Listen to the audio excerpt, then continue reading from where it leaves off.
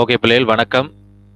நாங்க கடந்த வாரம் நாங்க இதனுடைய அறிமுகத்தை பார்த்திருந்தோம். ஸோ எங்களுக்கு பாட அறிமுகம் பற்றி பெருசா தேவையில்லைன்னு நினைக்கிறேன்.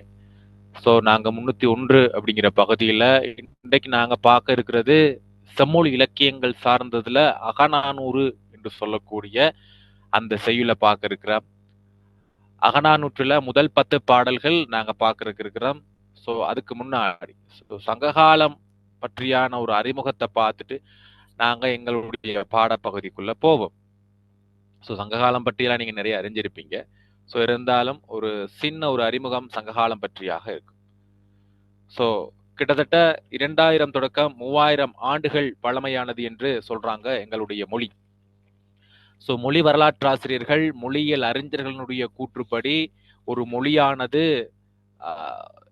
கொஞ்சம் கொஞ்சமாக ஒலிகளினுடைய அமைப்பு, அதன் மூலமாக தோன்றிய மனித வினத்தினுடைய அந்த ஒளியியல் கூறுகள் என்ன செய்யுதுன்னா கொஞ்சம் கொஞ்சமாக வளர்ச்சி அடைஞ்சு வருது.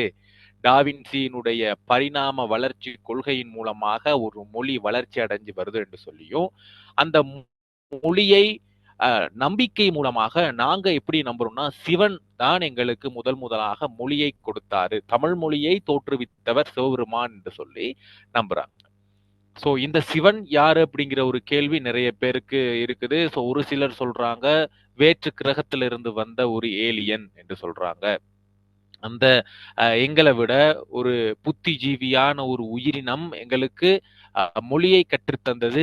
மொழி மட்டும் இல்லாமல் மனிதவினம் குறித்த பல பண்பாட்டு கலாச்சார விடயங்களையும் எங்களுக்கு கற்றுத்தந்தது என்று சொல்றாங்க. அதன் மூலமா சிவபெருமானிடமிருந்து நேரடியாக அகத்தியர் என்பார் ஒருவர் எங்களுக்கு மொழியை படிச்சு எங்களுக்கு இந்த தமிழ் மொழி சார்ந்த எங்களுக்கு படிப்பிச்சாரு. அதுக்கு பிற்பாடு எங்களுக்கு இந்த மொழி வளர்ச்சி அடைஞ்சுன்னா சொல்றாங்க. ஸோ அது வரலாறுங்கிறது எங்களுக்கு அது உண்மையா பொய்யாங்கிறது எங்களுக்கு சொல்ல முடியாது. ஸோ நான் அதுக்கான உதாரணத்தை என்ன சொல்றேன்னா, ஒரு 3 நாளைக்கு நான் ஏற்கனவே கிளாஸ்ல நான் சொல்லியிருந்தேன். 3 நாளைக்கு முன்னுக்கு சாப்பிட்ட சாப்பாடு எங்களுக்கு ஞாபகம் இருக்கான்னு முதலாவது யோசிச்சு பாருங்க. 3 நாளைக்கு முன்னுக்கு நைட் என்ன சாப்பிட்டேன், ஸ்பெஷலா ஏதாவது சாப்பிட்டு இருந்தா ஞாபகம் இருக்கும், ஹோட்டல்ஸ் ஏதாவது போயிருந்தா. மற்றபடி நிறைய 100க்கு ஒரு 80% மாணவர்களுக்கு முந்தா நாள் என்ன சாப்பிட்டோம், ஒரு 3 நாளைக்கு முன்னுக்கு என்ன சாப்பிட்டோம்னே ஞாபகம் இருக்காது. அப்ப வரலாறுங்கிறது 3000 ஆண்டுகளுக்கு முன்ன நிகழ்ந்த விடயங்கள் உண்மையானதா பொய்யானதா என்ற ஒரு கேள்வி எங்களுக்கு நிறைவேறிட்டு இருக்குது. ஸோ 23ஆம் புலிகேசி படத்துல கூட நீங்க ஒரு சீன் பார்த்திருப்பீங்க. 2000 வருஷத்துக்கு பிறகு வரக்கூடிய மக்களுக்கு நான் எப்படி வாழ்ந்தேன் என்று தெரியவா போகிறது, மைக்க கொஞ்சம் ஆஃப் பண்ணுங்க பிள்ளைகள் அப்படின்னு சொல்லி சொல்லுவார். அப்ப எப்படி வாழ்ந்தார்கள் என்னவென்று எங்களுக்கு தெரியாது. ஆனால் வெளிநாட்டு அறிஞர்களுடைய குறிப்புகள், கல்வெட்டுக்கள், ஓலைச்சுவடிகள் என இப்படியான சில தகவல்கள் மூலமாக வெளிநாடுகள்லையும் சில தகவல்கள் கிடைச்சிருக்கு. கிரேக்க நாட்டோட சில தொடர்புகள் வச்சிருந்ததாக தமிழகத்தினுடைய குறிப்புகள் சொல்லப்படுது. ஆப்பிரிக்க கண்டங்களையும் அதே மாதிரியாக மேலை பாகிஸ்தானுக்கு மேற்பட்ட பிரதேசங்களையும் கூட கிரேக்கம், அந்த சவுதி அரேபியா, அந்த ஐரோப்பிய நாடுகள்ல இந்தியாவினுடைய செப்பு நாணயங்கள் கிடைக்கப்பட்டதாகவும் குறிப்புகள்ல சொல்லியிருக்கிறாங்க. அது எந்த அளவுக்கு உண்மையானதுன்னு சரியா தெரியல, சொல்றாங்க இப்படிலாம் கிடைச்சிருக்கு அப்படி. ஆகவே சங்ககாலம் அப்படிங்கிற ஒரு காலத்துல இந்த நாடு தமிழகம் பெரும்பாலாக பிற நாடுகளுடன் வாணிபம் நடத்தி வந்ததாக தெரிய வருகிறது. இந்தியாவிலிருந்து யானை தந்தங்கள் மற்றும் வாசனை திரவியங்களை அங்க கொண்டு போனதாகவும், பிற நாடுகளிலிருந்து ஆடை இங்க கொண்டு வந்ததாகவும், பட்டு துணிகள் இங்க கொண்டு வந்ததாகவும் வரலாறுகள் சொல்லிக்கிட்டு இருக்காங்க. அது சைனா போன்ற நாடுகளிலும் சரி, மேலைத்தைய ஏனைய ஐரோப்பிய நாடுகளையும் சரி, கிரேக்கத்துல இருந்தும் சில விஷயங்கள் வந்திருக்கு. இன்னைக்கு இந்தியாவில் வளர்ந்து இருக்கக்கூடிய கட்டிடக்கலை நிர்மாணங்கள் எல்லாமே கிரேக்க நாகரிகத்திலிருந்து வந்ததாக சொல்றாங்க. சோ நாங்க தான் உலகத்துல முதல் இனம் என்று சொல்றதுக்கு எந்த ஒரு ஆதாரமும் இல்லை. பட் ஒவ்வொருத்தரும் நாங்க தான் பெஸ்ட்னு சொல்றோம். நாங்க 302ல படிப்போம். மொழியினுடைய வரலாறு படிக்கிறப்ப திராவிட மக்களா உலகத்தினுடைய முதலாவது மக்கள்னு சொல்றதுக்கு எவ்வித ஆதாரங்களும் இல்லை. சோ தமிழ் மொழியும் கன்னடமும் ஒரே நேரத்துல தோற்றம் பெற்றதாகவும் சொல்றாங்க. கன்னடம், மலையாளம் எல்லாமே. அப்ப எது உண்மையானது என்று எங்களுக்கு தெரியாது. இருந்தாலும் எங்களுடைய தாயை நாங்க எப்பயுமே விட்டு கொடுக்க முடியாது அப்படிங்கிறதுக்காக நாங்க தான் உலகத்துல முதலாவது மூத்த மொழி அப்படின்னு சொல்லி நாங்க சொல்றோம். சோ சரியான ஆதாரங்கள் இல்லை. இப்படியாக எங்களுக்கு கிட்டத்தட்ட 2000 தொடக்கம் 3000 ஆண்டுகள் பழமையான ஒரு வரலாறு இருக்கு. காரணம், எங்களுக்கு ஆதாரங்கள் எங்க கையில இருக்குது. 2000 வருடங்களுக்கு முற்பட்டு கிடைத்த இலக்கியங்கள் எங்கட கையில இருக்குது. சோ இலக்கியங்கள் அப்படின்னு பார்க்கிறப்ப எங்களுக்கு நமக்கு தெரிஞ்சது என்ன அப்படின்னா, தொல்காப்பியம் மட்டும்தான் முதலாக நாங்க என் கைக்கு கிடைச்சிருக்கு. ஆனால் 11 ஏய், பேர் அகத்தியரோட சேர்ந்து ம், பிள்ளைகள் கொஞ்சம் ம், மைக் ஆஃப் பண்ணுங்க. 11 சவுண்ட் இல்ல, பேர் ஓடி வந்து விடு. பிள்ளைகள் கொஞ்சம் மைக்க சித்தின கொஞ்சம் 9 பார்த்துக்கொள்ளுங்க. மாத்துவோம் என்ன? சரி, ஜெசி ஜெசி கொஞ்சம் மைக் ஆஃப் பண்ணிக்கிறங்க. ஓகே. அப்ப அ இத விட்டுட்டேன். ஓகே. தொல்காப்பியம் மட்டும் தான் எங்களுக்கு கையில கிடைச்சிருக்கு. அது இல்லாம அகத்தியரோட சேர்ந்து 11 பேர், அகத்தியருக்கு கீழ 11 பேர் படிச்சு, ஒரே நேரத்துல 11 நூல்கள வந்து படைச்சாங்க. அதுல வந்து தொல்காப்பியம், அதுக்கடுத்து வாய்ப்பியம் அப்படிங்கிற ஒரு நூல், அவிநயம், காக்கை பாடினியம் அப்படிங்கிற ஒரு சில நூல்களினுடைய பேர் எங்களுக்கு கிடைச்சிருக்குது. இது எல்லாமே அக்காலகட்டத்துல தோற்றம் பெற்ற இலக்கியங்கள். ஏன்னா தொல்காப்பியருடைய கூற்றுப்படி அவர் சொல்லுவாரு, "என்ப, மொழிப என்ற சொற்கள் வந்து நான் ஏற்கனவே இருந்த நூல்களில் கற்றுணர்ந்துதான் இந்த நூலை நான் படைக்கிறேன் என்ற அடிப்படையில 3000 ஆண்டுகளுக்கு முன்பு கிடைக்கப்பட்ட தொல்காப்பியம் என்றால் அதுக்கு முற்பட்ட காலங்களில் தோற்றம் பெற்ற அகத்தியம் என்ற நூல் இயல் இசை நாடகம் என்ற முத்தமிழையும் அடிப்படையாக கொண்டு ஒரு இலக்கண நூல் தோற்றம் பெற்றிருக்குது என்பதையும் எங்களுக்கு பார்க்கக்கூடியதா இருக்குது. ஆகவே இப்படி எங்களுடைய வரலாறு அப்படிங்கிறது பாரம்பரிய தொன்மையுடையது. திருவள்ளுவரும் சொல்றாங்க, சங்கமறிவு காலத்துல 3ஆம் நூற்றாண்டு வாழ்ந்தார் அப்படின்னு சொல்லி வகைப்படுத்துறாங்க. ஆனா திருவள்ளுவரும் தொல்காப்பியர் காலத்துல வாழ்ந்ததாக சில விஷயங்கள் சொல்லப்படுது. பட் எது உண்மை எது பொய்ங்கிறது எங்களால சொல்ல முடியாது. நான் சொன்னேன் 3 நாட்களுக்கு முன்னாடி தெரிஞ்சது எங்களால தெரியாது. எது உண்மைங்கிறது எங்களுக்கு தெரியாது. பட் சொல்றதை நாங்க கேட்டுக்கலாம். சோ இப்படியாக சங்ககாலம் அப்படிங்கிற ஒரு காலம் எங்களுக்கு 1ஆம் நூற்றாண்டு, கிமு 1ஆம் நூற்றாண்டு. சோ எங்களுக்கு காலகட்டம் கொடுத்திருக்கு. 1ஆம் நூற்றாண்டாலும் கிமு 60ல இருந்து கிபி 200 ஆண்டுகளுக்கு இடைப்பட்ட காலத்துல தான் எங்களுக்கு இந்த சங்ககாலம் அப்படிங்கிற ஒரு காலம் தோற்றம் பெற்றிருக்கு.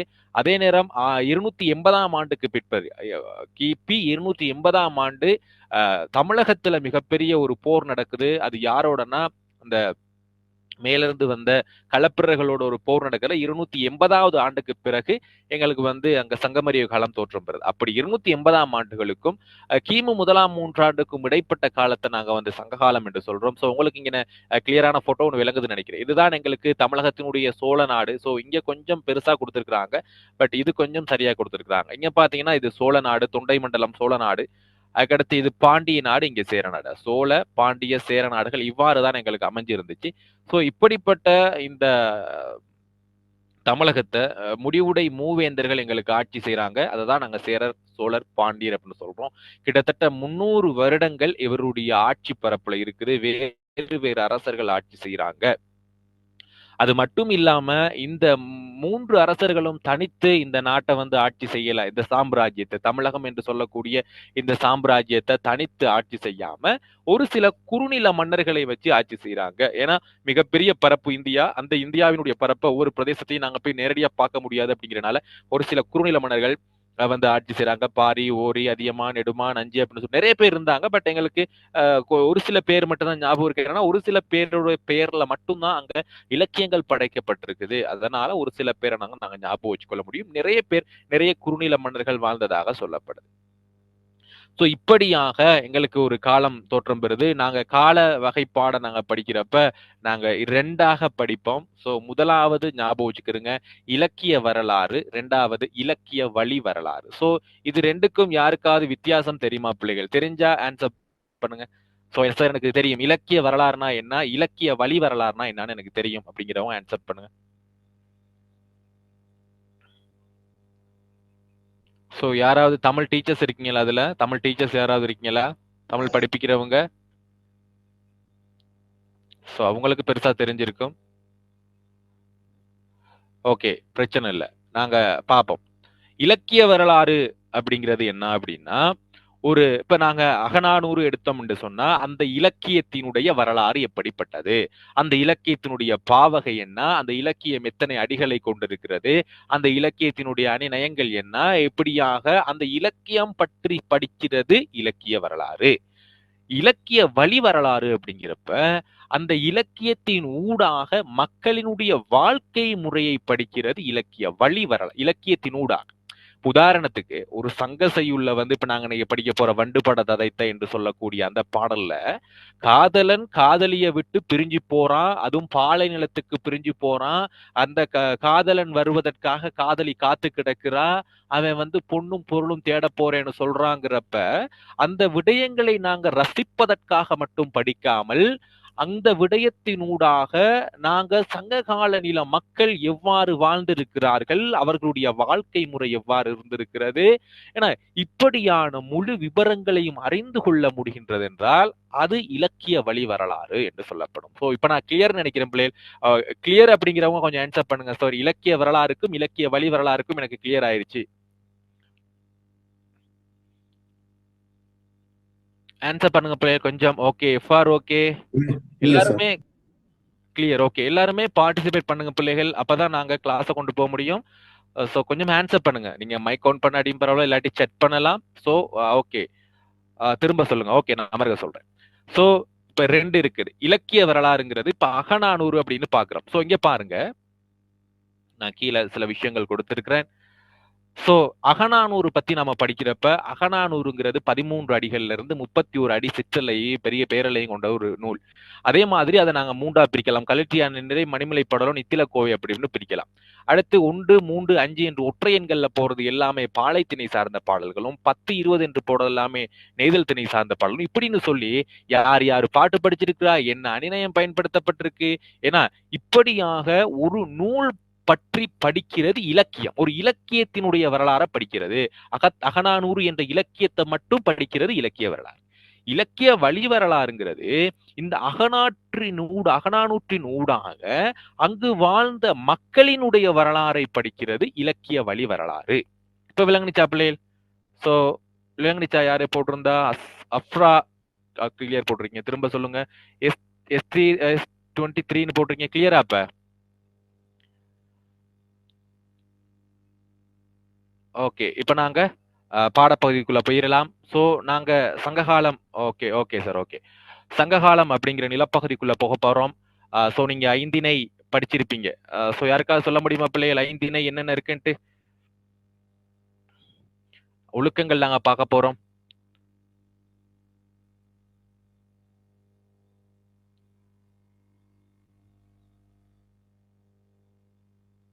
ஓகே சோ நான் இப்படியாக வரைகிறேன்.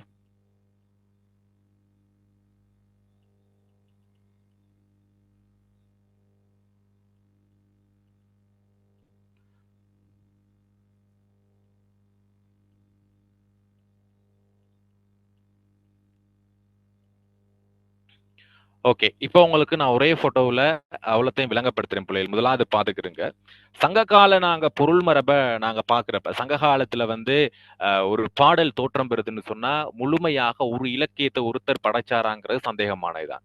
இங்க எப்படிப்பட்ட பாடல்கள் அகநானூறு பாடல் பற்றி நாங்க பாக்குறப்ப பல்வேறுபட்ட இலக்கியவாதிகள் அங்க பாடல் படிச்சிருக்கிறாங்க. இப்ப எங்களுடைய இலங்கையை பார்த்தால் கூட ஆரம்ப காலகட்டம் 70, 80 காலகட்டத்துல இருந்தவங்க என்ன செய்றாங்கன்னு சொன்னா அவர்களுடைய இலக்கிய சுவையை மற்றவர்களுக்கு விளங்கப்படுத்துறதுக்காக ஒவ்வொரு கிராமங்களாக சென்று அவர்களுடைய பாடல்களை அச்சுப்பிரதி பண்ணி மற்றவர்களுக்கு கொடுத்து இவங்க ஆடியும் பாடியும் தன்னுடைய பாடல்களை இணைஞ்சிருக்காங்கன்னா படிச்சு காட்டியிருக்காங்க. இது 1980, 90களுக்கு இடையில கூட நடந்திருக்குங்கிறத நான் கேள்விப்பட்டிருக்கிறேன்.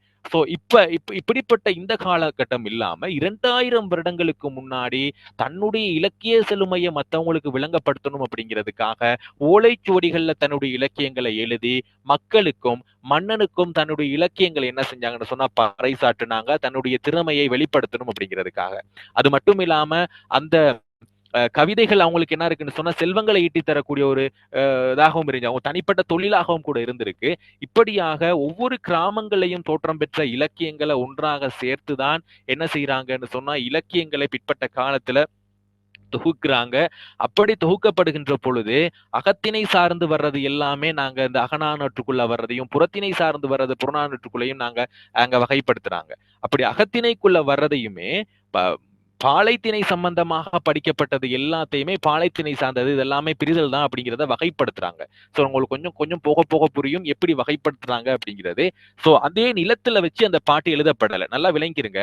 இப்ப பாலை நிலத்தில பற்றி நாங்க ஒரு பாட்டு படிக்கிறோம் அப்படின்னா, அந்த பாடல் பாலை நிலத்திலே வச்சு எழுதப்பட்டது அல்ல. அது இப்ப குறிஞ்சி நிலத்திலேயும் வச்சு எழுதப்பட்டிருக்கலாம். ஆனால் எங்கட ஈஸிக்கு வந்து நாங்க படிக்கணும் அப்படிங்கிறதுக்காக மட்டும் தான் என்ன செய்றாங்க அப்படின்னா, அது பாலை நிலத்துக்குரியது, முளை நிலத்துக்குரியது, ஏன்னா குறிஞ்சி நிலத்துக்குரியது, நெய்தல் நிலத்துக்குரியதுன்னு சொல்லி எங்களுக்கு வகைப்படுத்துறாங்க.